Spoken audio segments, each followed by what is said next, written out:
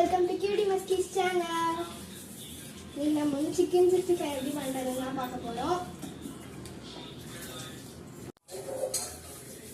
நல்லா பசங்களுக்கு அப்புறமா சிக்கன் 65 நல்லா இருக்கும்.